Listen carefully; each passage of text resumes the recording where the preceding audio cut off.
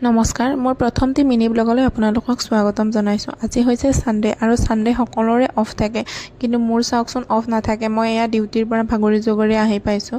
তাৰ পিছত গম পাইছোঁ যে মোৰ ৰুমমেট আৰু ৱালমেটে খানাৰ আয়োজন কৰিছে, কাৰণ সিহঁতৰ উইকেণ্ড হয়, সিহঁতৰ বন্ধ থাকে। গতিকে সিহঁতে খানাৰ কাৰণে যোজা কৰিছে। এয়া চিকেন বনাইছে আৰু লগত বনাব বাসন্তী পোলাও।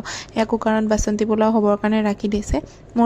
মোৰ ৱালমেট বেংগলী হয়, তাই সেইকাৰণে বেংগলী ডিছ বহুত ধুনীয়া বনায়, আৰু যিকোনো খানা নহ'লে আমি সদায় তাইকে বনাবলৈ দিওঁ। এয়া হৈছোঁ মই।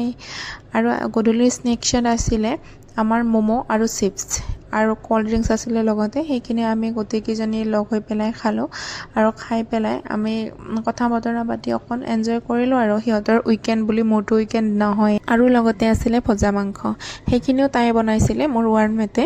তাই কৈছোঁ নহয়, সঁচাই বহুত টেষ্টি খানা বনায়। আৰু এতিয়া খাবলৈ ওলাইছোঁ চিকেন আৰু বাসন্তী পোলাও।